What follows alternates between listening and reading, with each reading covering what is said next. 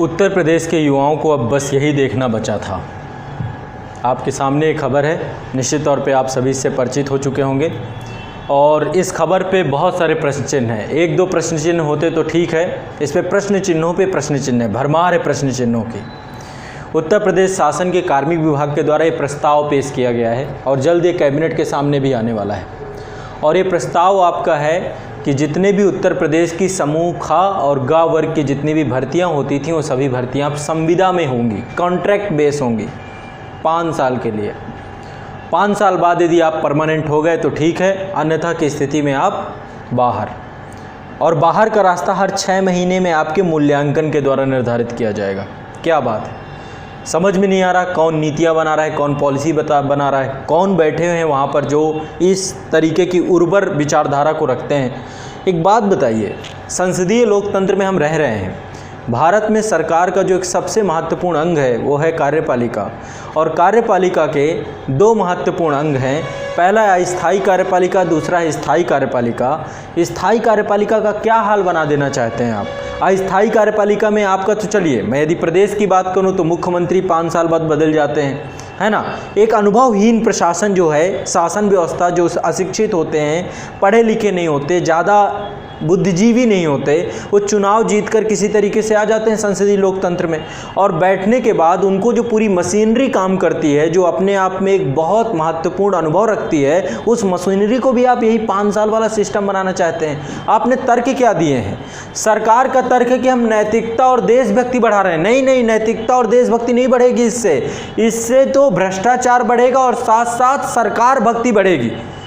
कोई भी कर्मचारी, अभी आप गवर्नमेंट जॉब की तैयारी क्यों करना चाहते हैं? इसीलिए ना कि आपका जीवन जो है स्थायी हो जाएगा, आपका लाइफ जो है सिक्योर्ड हो जाएगा, इसीलिए करना चाहते हैं ना। और ये बताइए, देश को आप कारपोरेट प्रशासन में बदलना चाहते हैं। कारपोरेट प्रशासन से देश नहीं चलता है। आपको जो प्रशासन में काम करने वाले कर्मचारी हैं, यदि उनके मन में संशय रहेगा कि मुझे कल हटा दिया जाएगा, आप दूसरे तरीके बना सकते हैं। भ्रष्टाचार है तो भ्रष्टाचार के लिए कठोर कानून है, उनको लागू करिए, उनको इम्प्लीमेंट करिए। जो भ्रष्ट लोग हैं उनको लेकर के कई मानक बनाइए, कई सारे उदाहरण प्रस्तुत करिए कि कोई भ्रष्टाचार करता है तो उसकी जॉब जा सकती है।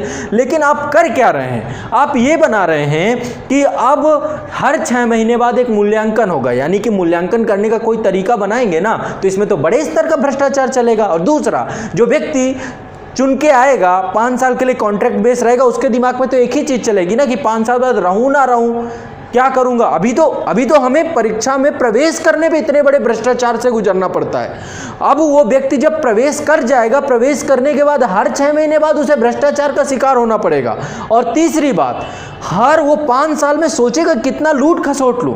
तो जो मेंटालिटी नेताओं को देखते हैं, क्या होता है, 2 रुपए की इनकम इनकी लाखों करोड़ों में बदल जाती है। यही आप यहां भी लाना चाहते हैं।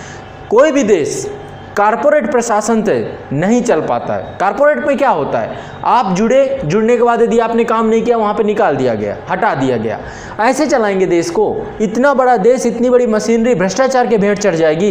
ये तो देश के लोकतंत्र के साथ सीधा ये सिर्फ उत्तर प्रदेश की बात नहीं है। और मैं एक चीज और बताऊं, ये तो अभी सिर्फ आपका समूह ख और गा, ये तो क्योंकि पॉलिसी मेकर जो है समूह का के हैं, है ना। तो उन्होंने क्या किया, अपने आप को बचा लिया, अपने आप को सुरक्षित कर लिया।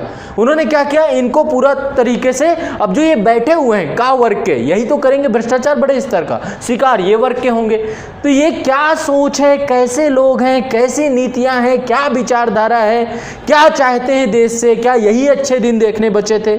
मतलब क्या सोच करके पॉलिसी बन रही है, नीतियां बन रही है, समझ में नहीं आता। अब इस पूरे प्रकरण को समझिए। अभी हाल फिलहाल की रिसेंट की घटना है, आप देख रहे हैं, इसको लेकर के एक राज्य स्तरीय मूवमेंट भी चालू हो चुका है। बड़ी संख्या में छात्र जो है सड़कों में भी उतर रहे हैं। ऐसे में बहुत जरूरी हो जाता है कि इस मुद्दे पे बात करना, इसके ड्रॉबैक की बात करना। बहुत सारी इसमें कमियां हैं, कमियां हैं, मैं तो ये कहूँगा। इसमें मुझे कुछ सही दिख नहीं रहा। अब समझने का प्रयास करिए ये क्या कह रहे हैं, फिर मैं आपको बताता हूँ कि इसमें कितनी कमियां। मैं हर एक पॉइंट से आपको बिंदुवार विषय वस्तु निकाल के लाऊंगा। प्रदेश सरकार जो है समूह ख और समूह ग वर्ग की भर्ती प्रक्रिया में बदलाव करने का विचार कर रही है। ठीक है, इन्होंने कहा है कि चयन के बाद शुरुआती 5 वर्ष तक कर्मियों को हम कॉन्ट्रैक्ट में रखेंगे। ठीक है, UPSSC में जितनी पोस्ट हैं, शिक्षक भर्ती हैं, बहुत सारे पदों की कमी नहीं, पुलिस है, सब आते हैं, उसी के अंतर्गत सब आते हैं। अब देखिए किसी को नहीं छोड़ा इसमें। अब कह रहे हैं कि हम 5 वर्ष तक कर्मियों को संविदा के आधार पर रखेंगे। अभी देखो ये प्रस्ताव मंत्रिमंडल के पास नहीं गया, ये जाएगा कैबिनेट के पास भी जाएगा और फिर इसके बाद सदन में भी प्रस्तुत होगा। इसके बाद क्या है, इस दौरान नियमित सरकारी सेवकों को मिलने वाले जो अनुमन्य सेवा संबंधी लाभ हैं वो इनको नहीं मिलेंगे, यानी कि जो आप परमानेंट होने के बाद जो लाभ पाते हैं वो नहीं दिए जाएंगे। 5 साल की कठिन संपदा सेवा के दौरान जो छटनी से बच जाएंगे उन्हें हम क्या करेंगे, मौलिक नियुक्ति करेंगे, फिर उनको जो है हम परमानेंट बनाने का प्रयास करेंगे। शासन का कार्मिक विभाग इस प्रस्ताव को कैबिनेट के समक्ष प्रस्तुत करने का विचार रख रहा है। ठीक है, इस प्रस्ताव पर विभागों में राय में मशविरा प्रारंभ कर दिया गया है। वर्तमान में सरकार ने अलग अलग भर्ती प्रक्रिया के चयन के बाद संबंधित सवर्ग के सेवा नियमावली के अनुसार ये पूरा का पूरा जो है, अब मैं आपको, अब देखिए इसमें एक चीज दिमाग में हटा लीजिएगा, पीसीएस व पीसीएसजे को बाहर रखा गया है, यानी कि जो लोक सेवा आयोग है उसके द्वारा जो आयोजित परीक्षाएं हैं जिसमें खासकर पीसीएस परीक्षा और पीपीएस और पीसीएसजे परीक्षा, ठीक है, इनको इससे बाहर रखा गया है। अब एक खबर आपकी यही खबर है, सेम खबर है। अब इसमें कह रहे हैं कि हम देशभक्ति बढ़ाएंगे, हम उनकी कार्य क्षमता को बढ़ाएंगे, हम उनकी दक्षता को बढ़ाएंगे। ये तर्क पूर्णतः निरर्थक हैं। आपको इसमें भाई करना है, यदि आपका उद्देश्य यही है कि आपको दक्षता बढ़ानी है तो आप ट्रेनिंग पे काम करिए, है ना। यदि आपको ये लगता है कि आपको ईमानदारी बढ़ानी है तो आप भ्रष्टाचार के कानूनों पे काम करिए, एग्जाम्पल क्रिएट करिए, जो भ्रष्टाचार करे उसे जेल के पीछे डालिए, उसकी सर्विस खत्म कर दीजिए। ऐसे एग्जाम्पल प्रस्तुत करते तो ये तर्क तो किसी तरीके से समझ में नहीं आ रहा। इसमें किसी भी तरीके से आपका भ्रष्टाचार खत्म नहीं होने वाला, यह और बढ़ जाने वाला है। भ्रष्टाचार के शिकारों की संख्या बढ़ जाएगी। अब यहाँ पर ये जो मतलब सरकार का तर्क है, पक्ष में तर्क बिल्कुल भी नहीं है। और सरकार कह रही वित्तीय व्यय भार कम होगा तो फिर टैक्स भी कम कर दीजिए ना भाई, क्यों टैक्स ले रहे हैं, जीएसटी आपने लगा दी, ये इसका उगाही कर रहे हैं, टैक्स भी कम कर दीजिए, जनता के ऊपर भार कम पड़ेगा, वो अपना किसी और पे काम कर लेगा। तो आप जो है यहाँ से आय का स्रोत आपका बनता चला जाए, आय ही आय करे, और वो जाए किनके घरों पे, नेताओं के घरों पे जाए, उनकी इनकम को बढ़ा दे, तो व्यय भार बढ़ो कम होगा सरकार का। ठीक है, आय पे काम नहीं करेंगे आप, बस व्यय भार को कम करते चले जाएंगे। इसके बाद यहाँ पर ये जो पूरा का पूरा व्यवस्था है वही है, जितनी भी चीज़ें हैं, तो पूरी तरीके से ये क्या है, अनैतिक है। ये पूरी तरीके से लोकतांत्रिक व्यवस्था के खिलाफ एक प्रक्रिया है। ऐसे में तो जितने भी नेता हैं, आप लोगों का मूल्यांकन किया जाए तो कितने नंबर मिलेंगे आपको? जनता 2 नंबर भी नहीं देगी। चुनाव जीतने के बाद आपके तो 2 नंबर भी नहीं आएंगे, चाहे जो भी हो। किसी को भी देख लीजिए, किसी के भी क्षेत्र में, विधानसभा क्षेत्र में जाइए और काम करके दिखाइए। मैं जिस क्षेत्र का हूँ मैं वहाँ की बात करता हूँ, जाके देख लीजिए क्या स्थिति है। नालियाँ तक नहीं बनी, सड़न सी मची है, मिलने एक भी दिन नहीं आते। 5 साल में कोई दिखता है? गायब हो जाते हैं, टार्च लगा के ढूंढो भी तो भी नहीं मिलता है। तो ऐसी स्थिति ये ठीक नहीं है। आप फिर बनाइए तो चलिए, अपनों को भी लीजिए कि हर 6 महीने में हम राइट टू रिकॉल हो हमारे पास, हम हटा सकें आपको। फिर देखिए ऐसे में तो हर 6 महीने में आपके पास वित्तीय भार कम होगा, ऐसे में तो आप चयन करते जाएंगे ना। तो ये जो दुनिया भर की बातें हो रही हैं ना, ये बातों से नकारात्मकता बढ़ रही है। इन सब चीज़ों से कुछ होने जाने वाला नहीं है। आप अन्यथा की स्थिति में जो उद्देश्य है उस उद्देश्य को पाने की जगह पे भ्रमित करने वाले हैं। अभी देख रहे हैं कॉन्ट्रैक्ट वालों की क्या स्थिति होती है, जो कॉन्ट्रैक्ट बेस पे, बहुत सारे टीचर हैं जो कॉन्ट्रैक्ट बेस पे काम करते हैं। शिक्षा मित्रों के साथ क्या हुआ, फिर देश में आप हड़तालें चाहते हैं कि देश में आप दंगे चाहते, क्या चाहते हैं? स्थिति ये सही नहीं है। ऐसे करेंगे तो युवाओं का मनोबल गिरेगा। कुछ नई प्रक्रिया लाइए, कुछ ऐसा लाइए जो इनोवेटिव हो। इसको लेकर बहुत सारी चीज़ें हो सकती हैं, लेकिन ये एक तरीका ठीक नहीं है। किसी न किसी तरीके से बस परेशान करने की मेंटालिटी सरकार की बिल्कुल अच्छी नहीं है।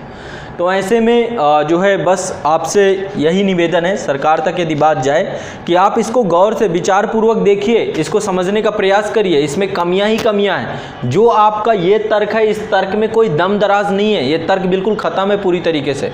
इस तर्क में कुछ नहीं होने वाला। हर 5 साल का जो हर 6 महीने का मूल्यांकन करने की पद्धति क्या होगी, कौन करेगा वो मूल्यांकन, और जो करेगा मूल्यांकन, इसके लिए एक ही तरीका है। 2 तरीके होने चाहिए। पहला तरीका है कि जो आपकी संस्था है ये जितनी भी एजेंसियां हैं, जितनी भी रिक्रूटमेंट एजेंसियां हैं, इनके ऊपर एक संस्था बैठाइए जिसकी जिम्मेदारी हो कि ये भ्रष्टाचार ना करें, और भ्रष्टाचार ना करेंगी तो बहुत ईमानदार लोग परीक्षा में पहुंच पाएंगे, जिनके पास मेरिट होगी, मेरिट के आधार पर प्रवेश कर पाएंगे।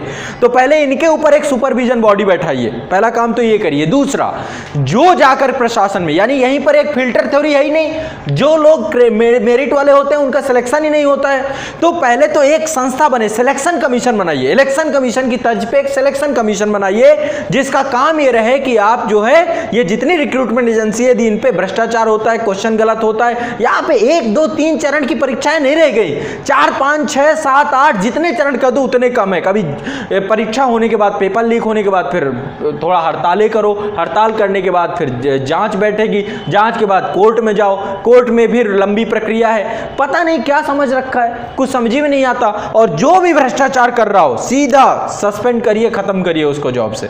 देख रहे कितने एग्जाम्पल हैं उत्तर प्रदेश में भी इस समय, कानपुर में क्या हो रहा है, लेकिन सरकार इन चीज़ों को समझना ही नहीं चाहती। तो ऐसे में अब इस चीज़ के खिलाफ बोलना बहुत ज़रूरी है और सरकार को इस पे सुनना पड़ेगा, गंभीर चिंतन करना पड़ेगा। कम से कम एक बार जो है आप पब्लिक डोमेन में ला करके चीज़ों को देख तो सकते हैं कि उनका रिएक्शन क्या होगा, है ना। थोड़ा सा यदि इस पे सेंस लगाया जाए तो किस आधार पे भ्रष्टाचार कम होगा पता ही नहीं चल रहा, किस आधार पे आप भ्रष्टाचार कम करेंगे पता नहीं चल रहा। समूह का और खा में बड़ी संख्या में भर्तियां हैं, भर्तियों की संख्या नहीं। यहाँ पे देखिए इस पे कुछ एक डेटा दिया गया है, मैं आपको डेटा दिखाता हूँ। यहाँ पे कुछ डेटा है कि कितनी भर्तियां हैं, ये है आपका समूह खा पे, ये पूरा आंकड़ा दिया गया 1 अप्रैल 2019 का। समूह खा पे लगभग 58,859 भर्तियां हैं। समूह गा में सबसे ज़्यादा हैं 8,17,616 और यहाँ पे समूह घा में 3,61,605। तो आप जो एक स्टाफ है, जो कह सकते हैं कि एक जो आपकी पार्लियामेंट, जो आपकी कार्यपालिका एग्जीक्यूटिव है, परमानेंट एग्जीक्यूटिव है, उसे भी पंगु बना देना चाहते हैं। जो कार्यपालिका है वो अनुभव के आधार पे काम करती है, आप उस अनुभव को क्यों ख़त्म करना चाहते हैं, और संविदा के आधार पे अनुभव ख़त्म हो जाएगा, ये बात तय है। तो ऐसा ठीक नहीं है, ये तरीका, ये रवैया बिल्कुल ही गैर जिम्मेदाराना है। इस रवैये से देश नहीं चल पाएगा, न चलना चाहिए, है ना। चलिए, बहुत बहुत शुक्रिया।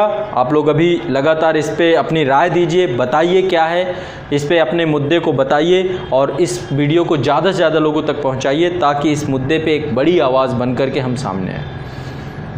ऐसे नहीं जो कुछ भी सरकार करेगी नहीं सहन करने वाले, न सहन करेंगे।